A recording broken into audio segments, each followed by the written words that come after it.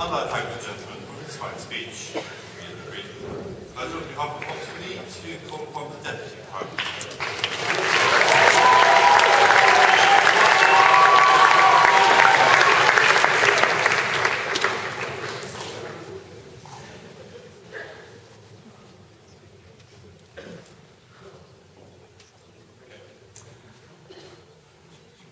Mr. Speaker, members of this august House, I put to you that all nations are the same, all nations are dead, all nations are constrained by the tyranny of homogeneity that their populations are struck with. What I propose to you is that by doing precisely what Marx himself suggested, by making the social construct something that each party has complete freedom in signing, something, allowing governments to set the terms of their social contracts and allowing anyone to choose to sign whichever social contract they want, allows for the creation of truly meaningful nation states from the point of view in actually allowing the complete self-fulfillment of identity, and how that also takes away conflict rather than exacerbates it. But before I do, let's go back to arbitrariness, because I have 3 points in response to what Shane Wu said. He firstly said that, well, arbitrary relationships can sometimes impose moral duty, like parenthood. Well, first of all, no.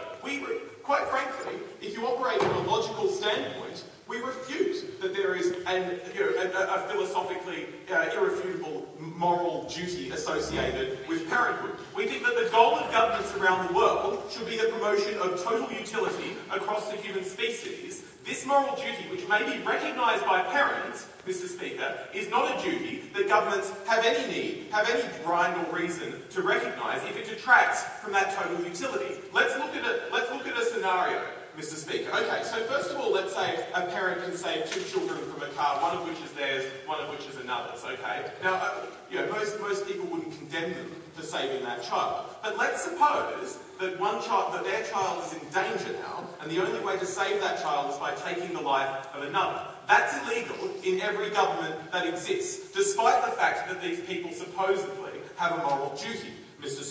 Speaker. And yet those 2 acts are philosophically indistinguishable, at least in debate land where there's no acts and omissions distinction.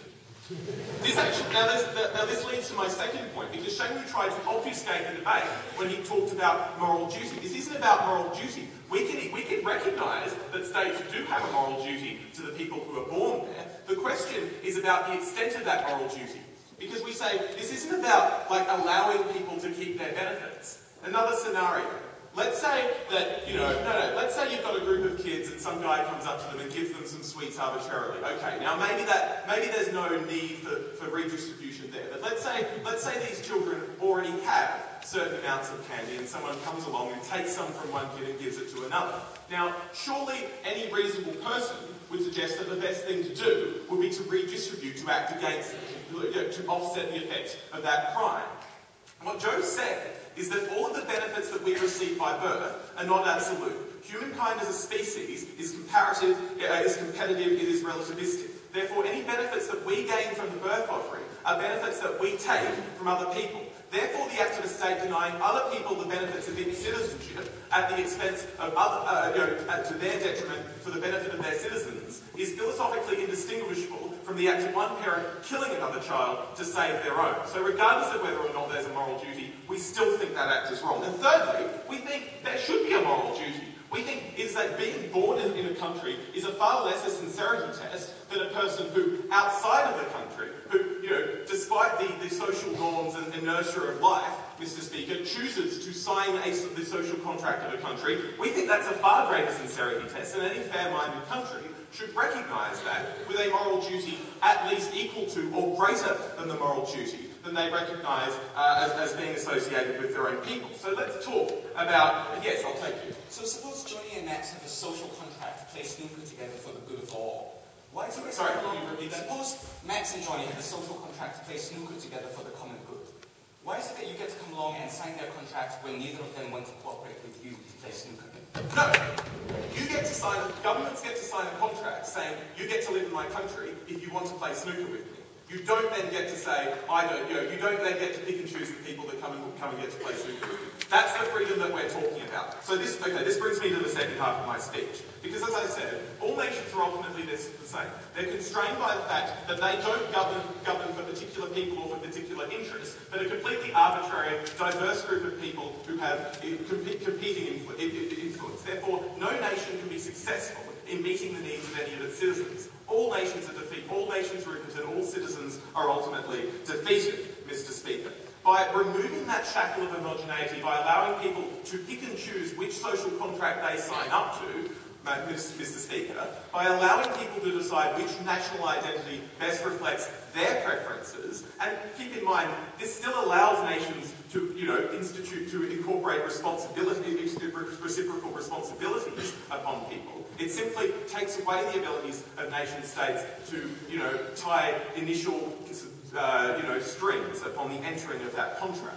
So, given that then allows governments, just as competition in any market creates for the maximisation of utility and the creation of more options, this allows governments to create genuinely diverse, interesting forms of government which actually meet the needs of different groups of people. Rather than everyone being defeated, people can choose the form of government that best reflects their preferences. And this is also good for people themselves, because quite frankly, I don't believe that despite the conflicts we see around the world, people actually give a damn about what other people believe. The only reason people seem to care about what other people believe is because history teaches us that the beliefs of other people will inevitably constrain our own freedoms, because we work through this system of representative government in which everyone has to have their say, in which everything is compromised, everything is diluted, Mr. Speaker. Therefore, no one has the ability to live in a state that actually reflects their ideals. No person is a party to the social construct, as Matt suggested. Why does this change? Because it allows people to move to other countries that best reflect their beliefs. And as Shane, we recognise that there are price tags associated with this. We recognise that people have to be able to afford plane tickets. But that's okay, because there's now a possibility of satiating that need. Like, I may want a bike, I don't necessarily have to be given a bike, but I do have to have the means of satiating that need. I do have to have the means of working to obtain the money necessary to buy the bike. By allowing, even if these things come with price tags, by allowing people to find means to actually meet their needs, to find a government that represents them, Mr. Speaker, that takes away tension, because individual freedom is no longer something that comes at the cost of others. And that's what we're proud to propose.